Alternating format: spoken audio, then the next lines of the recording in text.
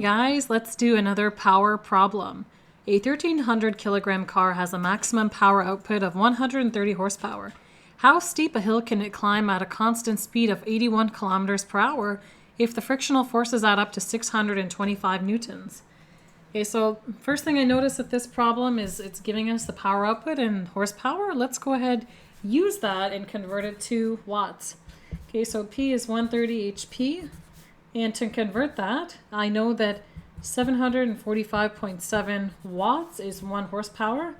If you're not sure where I got that figure, be sure to check out video 115 and 116 where I did similar problems involving horsepower and watts conversion. Okay, so if I do this, then my HPs cancel out and I'm left with the unit of watts. So you simply multiply those two numbers together and you should get a power of about 96,941 watts. Okay, so we've got that, and we're also told that the mass of the car is 1,300 kilograms. Sorry guys, allergies acting up again. Okay, so 1,300 kilograms right there. Now, in the previous problems, we calculated power as change in energy over change in time. In this problem, we're given the power, so we can actually use that to figure out other pieces of information. But before we do that, we have delta E over delta T, but notice in the question we're dealing with forces, 625 newtons. Okay, so it's kind of like you're doing an energy and a Newton's second law problem in one. So how do we get from energy to force? Okay, so think back to how we solved these conservation of energy problems. We would set work equal to the change in energy, right? So why not set change in energy equal to work?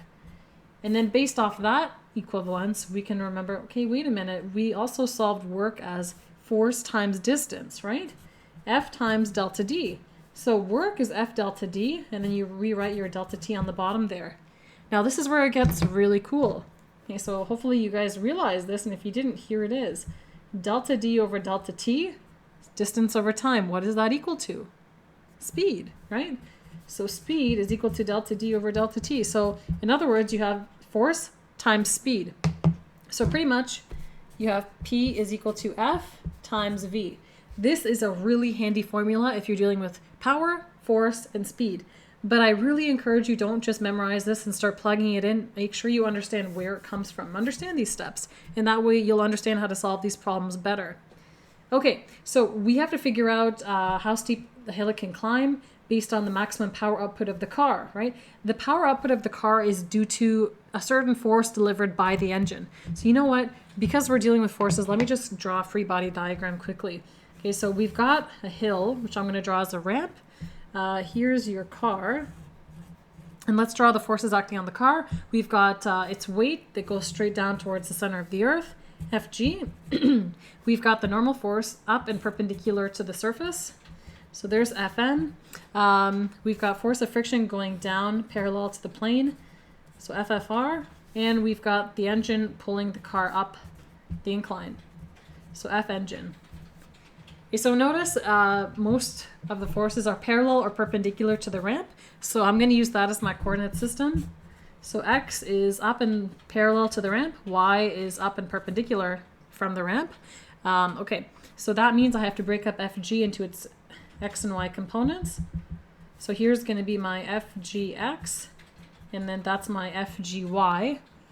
Those two meet at a 90-degree angle, and you see here the angle that the hill is inclined at. That angle is the same angle right here in between FGY and FG. Some simple trigonometry can show you that those two angles are in fact the same. Okay, so there we have it. Now we're looking for the power output of the car. That's what we're given actually. So power output of the car is the power delivered by the engine. Therefore, we have to use the force from the engine, okay, in this expression. The reason we're even doing all this is because you see how you've got a force here? We can use this force with Newton's second law as an expression and come up with something that has an angle theta in it. If you think back to the Newton's second law problems that we did together, whenever you do a problem like this, theta always appears in the expression. And this is how we're going to use it. I notice here how it says the car wants to climb it at a constant speed. As soon as you see that, think to yourself, a constant speed means there's no acceleration. And by Newton's second law, that means also that the net force is also zero. Okay, and that's why we have a nice free body diagram here. We're going to use those ideas. Okay, so the net force is, well, we're concerned with the x direction here. F net x is 0. Okay, which means that all the forces in the x direction have to balance each other. So let's see, in the positive x, we've got F engine, and in the negative x, we've got friction and gravity. Okay, so we're going to have F engine is equal to F friction plus F gx. They have to balance each other out. So, force of friction, FFR, normally you would replace this with mu kmg, but we know that Fgx is Fg times sine of the angle, right? Because it's opposite theta. So plus mg sine theta. Okay, so this is the force of the engine that we're going to plug in our formula over here. Okay, so that's what we're going to plug in there. So we've got our force of the engine, FFR plus mg sine theta. And that's where my theta is going to come from. V, okay, my speed is will be wanted at 81 kilometers per hour. As you already probably guessed, we have to convert that to meters per second. Okay, so again, I show the conversion on how to do kilometers per hour to meters per second in video 115. So if you want, go check that out right now and then come back to this. But the shortcut is this. You take the kilometers per hour, you divide by 3.6, and you get the value in meters per second. And it turns out to be 22.5 meters per second. So that's going to be plugged in over here. Okay, my V is 22.5 meters per second. And my power, I already know, right? I just calculated it. It's 96,941 watts. Okay, so there's that. Okay, so let's go ahead and start isolating for these values. First thing I'm going to do is divide both sides by the speed, V, right? And then I'm going to subtract force of friction from both sides, leaving me with just mg sine theta. So it's going to be 96,941 watts divided by 22.5 meters per second minus force of friction. And force of friction, it was given to us in the problem. It's 625 newtons. So minus 625 newtons is equal to mg sine theta. And notice this is where we're going to get the theta from. Mass is given, g is always a given. Okay, so if you solve this left side of the problem, you're going to end up with, 3,683.49 newtons is equal to mass, 1,300 kilograms, times 9.8 newtons per kilogram, times sine theta. So at this point, really all you need to do is calculate this, divide both sides by that number, and take the inverse sine.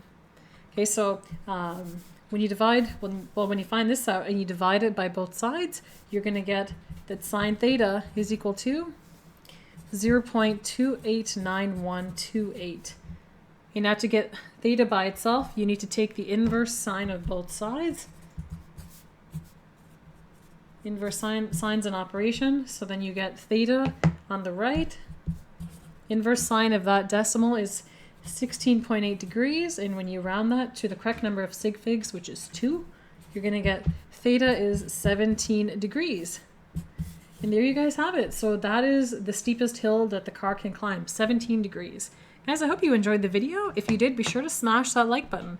And stay tuned, guys, for my next video posted next Monday at 12 noon, 118, Conservation of Momentum 1. Also, the start of Section 7, One-Dimensional Momentum.